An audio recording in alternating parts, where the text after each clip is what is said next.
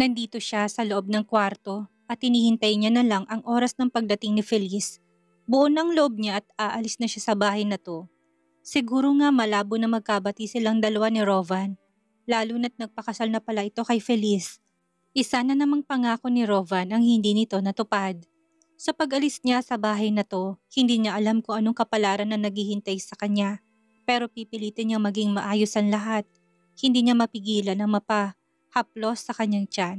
Alam niyang hindi birong gagawin niyang pagtakas pero sisiguraduhin niya na mabibigyan niya ng magandang kinabukasan ng anak niya.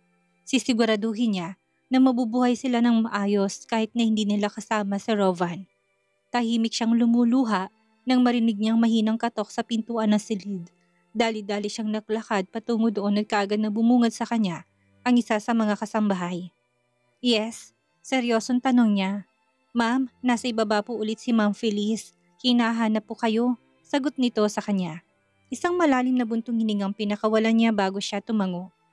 Okay, salamat. Pakisabi, pababa na ako. Seryosong sagot niya. Tumango lang ito at nagmamadali na siyang iniwan. Samantalang malungkot niyang inilibot ang paningin sa buong paligid. Ang bahay na ito ay puno ng masasaya at malulungkot na alaala na namagitan sa kanilang dalawa ni Rovan.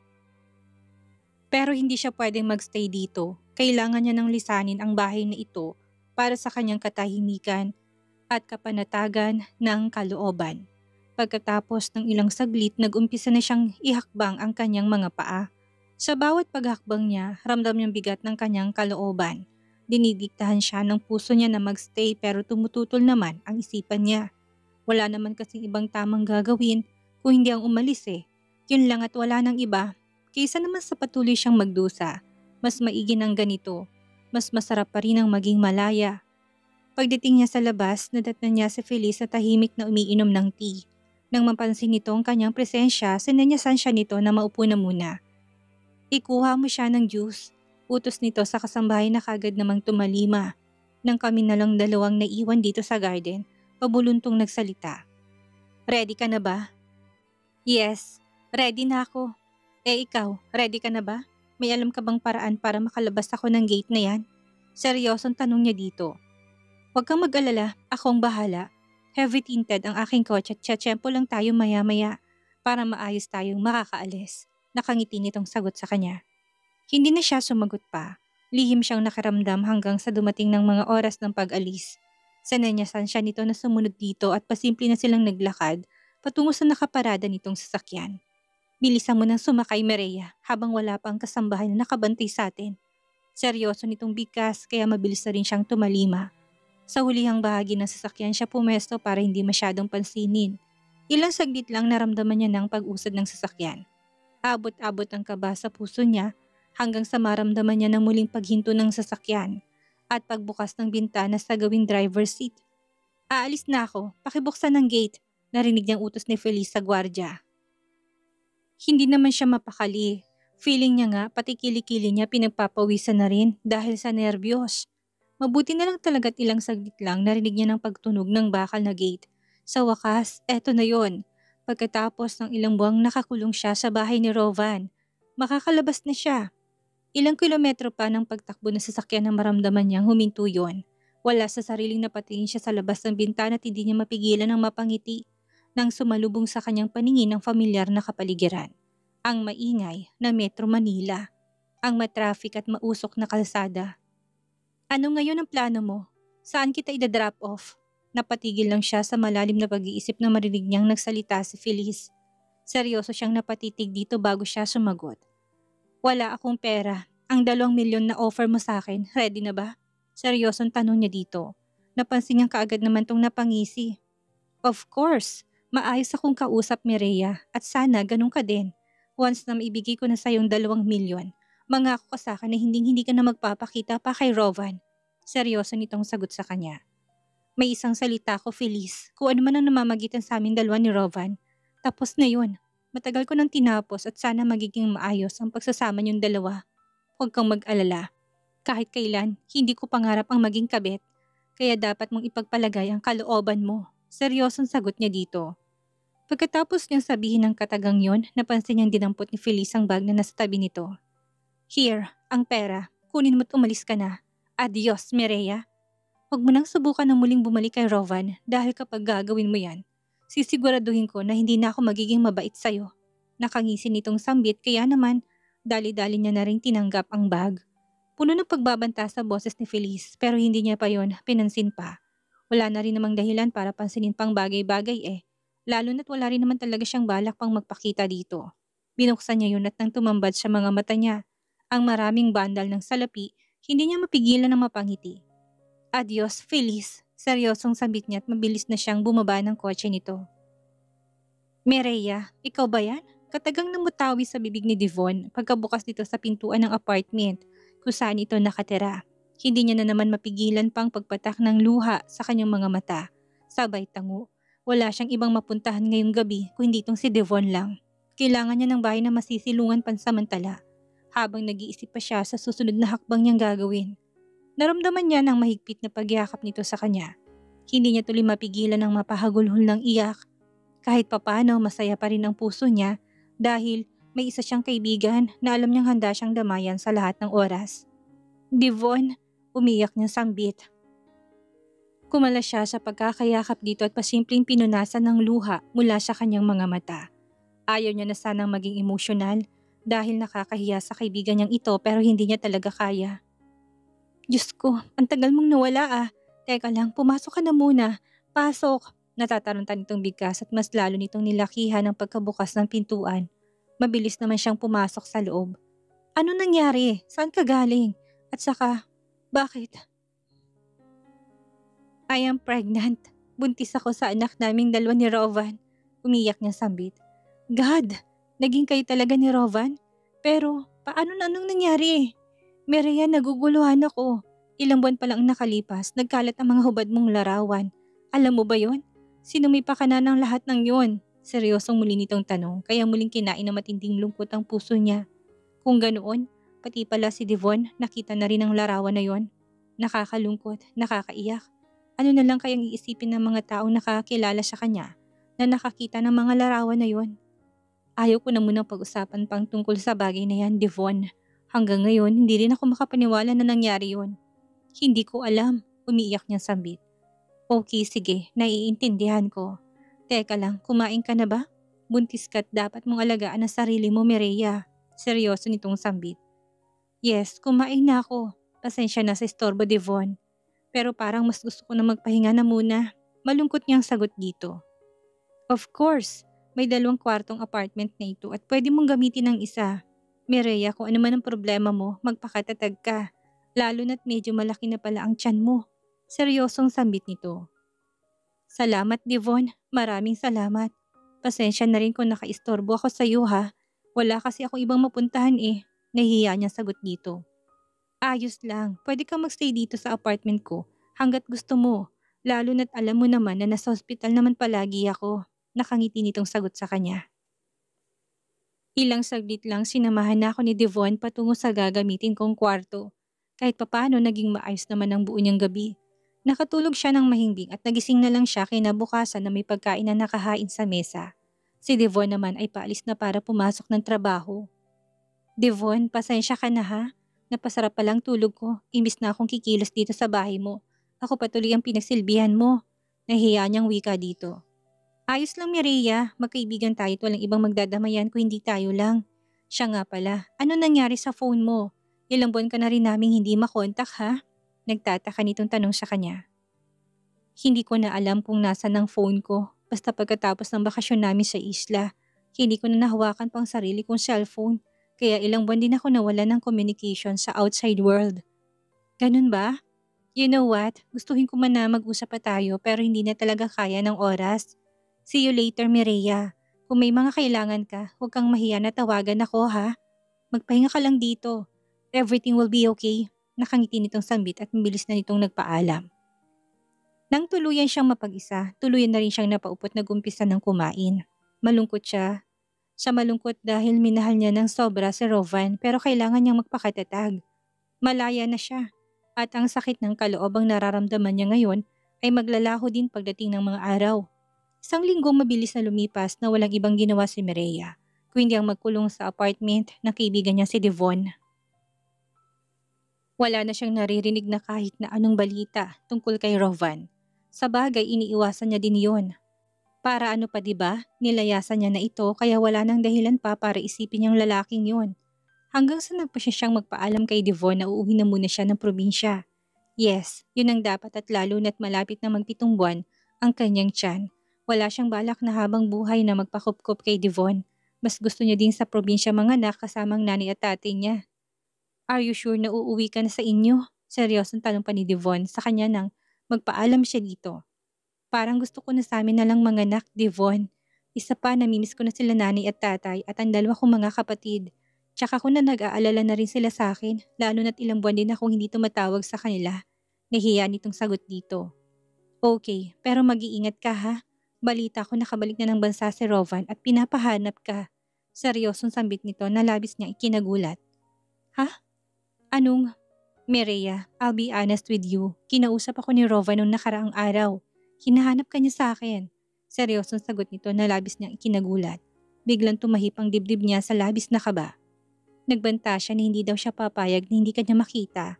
Kung alam mo lang, nakakatakot pala siyang magalit. Sinabi niya sa akin na kapag malaman niya na tinatago kita, hindi siya mangingimi na ipa-revoke ang license ko. Seryoso itong sabit na labis na ikinagulat. Ramdam niyang matinding takot. Hindi lang para sa pamilya niya kundi pati na rin dito kay Devon. Hanggat maaari ayaw niya itong madamay. Ayaw niyang pati ito'y mapahama kaya wala na rin pala talagang lugar para manatili siya sa apartment nito. Kilala niya si Rovan at kapag sinabi nito, gagawin talaga nito. Kung ganoon, kailangan ko na pala talagang umalis, Devon. Ayaw kitang madamay. Salamat sa iyong pagtanggap sa akin dito sa apartment mo. Pilit ang ngiting sagot niya dito. Sakay ng barko pauwing probinsya, hindi mapigilan ni Mireya ang muling maluha. Hanggang ngayon, hindi pa rin siya makapaniwala na heto na siya. Malaya na mula sa mga kamay ni Rovan at pauwi na sa kanila. Ano man naghihintay sa kanya sa probinsya nila, hindi niya alam. Pero umaasa pa rin siya na magiging maayos din ang lahat. Naging maayos naman ang kanyang biyahe. Gabi na nang dumaong ang barko sa pier ng kanilang probinsya. Dahil tanging bag lang naman ang naglalaman ng pera, ang daladala niya naging smooth ang lahat. Sumakay na lang din siya ng tricycle at nagpahatid sa bahay ng mga magulang niya. Pagdating sa kanila, tahimik ng buong bahay. Naka-off na rin ang ilaw palatandaan na tulog ng lahat. Nay! Tay! Tawag niya pa sa mga to pero wala siyang naririnig na kahit na anong ingay na nagmumula sa loob. Akmang kakatok na sana siya nang matigilan siya. Dahan-dahang bumukas ang pintuan ng bahay at ganun na lang ang panlalaki ng mga mata niya. Nang sumalubong sa paningin niya ang isang hindi kilalang lalaki. Mami Rhea, magandang gabi po. Nakangiti nitong bati ngunit hindi niya maiwasan na makaramdam ng matinding takot. Lalo nang mapansin niya na may sukbitong baril. Sino kayo? Anong ginagawa niyo dito? Takot niyang bigkas. Pumasok kayo sa loob, Mami Rhea, para alam mo kung anong kasagutan sa tanong mong yan. Nakangiti pa rin itong wika kaya kahit na natatakot, bantulot siyang pumasok sa loob at ganoon na lang ang palalaki ng mga mata niya. Sa gulat nang maabutan niya dito sa loob ang taong hindi niya inaasahan. Si Rovan. Makikita niya sa mga mata nito ang galit habang nakatitig sa kanya. Lalo siyang dinagsa ng matinding takot. Ginabi ka na, Han. Kamusta ka? Malamig at puno ng galit ang boses na tanong nito sa kanya. Feeling nga niya nanunuot sa bawat himaymay ng kanyang laman ang malamig nitong boses. Kaya lalo siyang nakaramdam ng takot sa kanyang puso. Anong ginagawa mo dito? Nasaan ang mga magulang ko? Ang mga kapatid ko? Nay! Tay! Cecilia! Raymark! Tawag niya sa mga magulang at kapatid niya. Pero wala siyang narinig na sagot mula sa mga to. Hindi niya na mapigilan ng mapaiyak at mga akyat na sana siya sa ikalawang palapag ng bahay nang maramdaman niyang pagyapo sa kanya ni Rovan. I miss you so much, Mireya. Ano nangyari? Bakit mo ko nilayasan? Pabulong na tanong nito, nakatapat ang bibig nito sa kanyang tenga habang nagsasalita kaya hindi niya mapigilan na makaramdam ng kilabot. Ano ba? Bitawan mo ko. Anong ginagawa mo dito? Paano mo nalaman ang bahay na to? Umiyak niya ng tanong dito. Yeah, good question. Of course, from the very start, alam ko ng lahat sa iyo, Han. Inalam ko na kung sino ka, taga saan ka, at kung sino-sinong mahal mo sa buhay. Kaya lang, what is this? Bakit mo ko sinuway? Bakit ka umalis? Seryosong wika nito. Hindi siya nakaimik, patuloy lang sa pagpatak ang luha sa kanyang mga mata. Akala mo ba hindi kita masusundan? No, marami akong connection at kahit saan ka pa magtago, masusundan at masusundan pa rin kita. Seryoso nitong sambit. Hindi niya naman mapigilan ang mapahagulhol ng iyak. Masakit isipin na wala rin naman palang kwentang pagtakas niya. Mas lalo niya palang pinalala ang sitwasyon. Nakalimutan mo na bang sinabi ko sa'yo noon na kapag umalis ka, hindi ako mangingimi na idamay ang mga mahal mo sa buhay. Muli nitong wika kaya buong pwersa siyang kumala sa pagkakayakap nito. Nagtagumpay naman siya kaya kagad siyang dumistansya dito. Nasaan sila nanay at tatay? Nasaan ang mga magulang ko? Ang mga kapatid ko? Anong ginawa mo sa kanila? Umiyak niyang tanong. Isang makahulugang ngiti ang kaagad na gumuhit sa labi nito bago nagsalita. Hulaan mo. Hulaan mo kung nasaan sila. Rovan, nakikiusap ako sa'yo. Hindi ito isang biro lang. Hindi na ito isang laro. Gusto ko silang makita, please. Please. Nakikiusap niya ng wika habang hilam ang luha sa kanyang mga mata. Natatakot siya sa mga posibleng mangyari. Sa nakikita niyang galit sa mga mata ni Rovan, alam niya sa sarili niya na hindi ito gagawa ng matino. Hindi mo naman sila sinaktan, hindi ba? Hindi mo naman sila pinahirapan. Rovan, wala silang kinalaman sa mga nangyari sa pagitan nating dalawa. Pero bakit mo sila dinamay? Bakit? Umiyak niya tanong dito. Just because I love you, Mireya. Inintindi kita. Minahal kita na sobra. Pero anong ginawa mo, ha? Bakit mo ko tinakasan? Alam mo bang halos mabaliw ako sa kakahanap sa'yo? Hindi ba't sinabi ko sa'yo noon pa man na hindi ko kayang mawala ka? Hindi ko kayang mawala ka sa piling ko kaya lahat ginawa ko. Mataas na rin ang boses na sagot nito sa kanya. I am sorry kung kailangan ko itong gawin pero ito lang alam kong paraan para manatili ka sa tabi ko. Hindi mo makikita ang mga magulang mo hanggat hindi ko maramdaman ang pagmamahal mo sa akin. Kailangan mo kong mahalin ulit kung gusto mo magiging maayos ang lahat-lahat. Seryoso nitong sambit na lalong nagpapabigat sa kanyang nararamdaman. Ayaw ko na, Rovan. Naintindihan mo ba?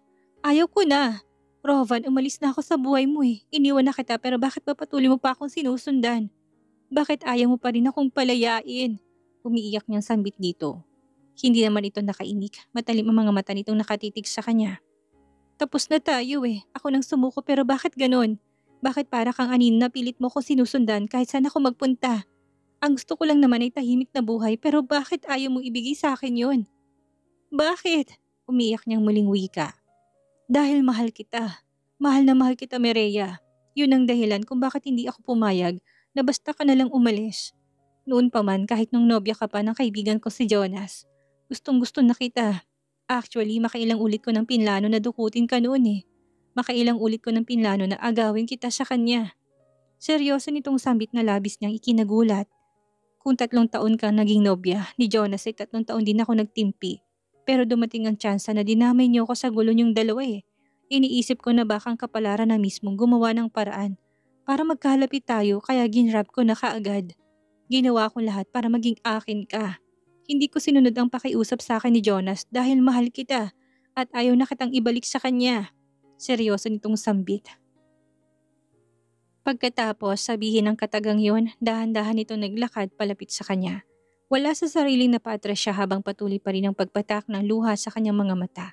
Sa kauna-unahang pagkakataon bigla siyang nakaramdam ng takot kay Rovan. Ibang-iba na kasi ito kumpara sa dati eh. Kung noon napaka-gentle nito, iba na ngayon. May nakikita na siyang galit sa mga mata nito habang nakatitig to sa kanya ngayon. Maging tapat ka nga sa akin, Han. Minahal mo ba talaga ako or ginamit mo lang ako para pagsilosin ang lintik na Jonas na yon? Nanilisik ang mga matang tanong nito sa kanya. Hindi naman siya nakasagot. Patuloy lang siya sa pagluha. Hindi niya alam kung anong pwedeng sabihin. Hindi niya alam kung paano i-handle ang sitwasyon, lalo na't isa lang naman ang gusto niyang mangyari ngayon. Yun ay ang makalayo dito kay Rovan. Sabihin mo sa akin. Shit, minahal mo ba talaga ako? Sa pagkakataon na ito'y mataas ng tono ng boses nito, kaya lalo siyang nakaramdam ng takot.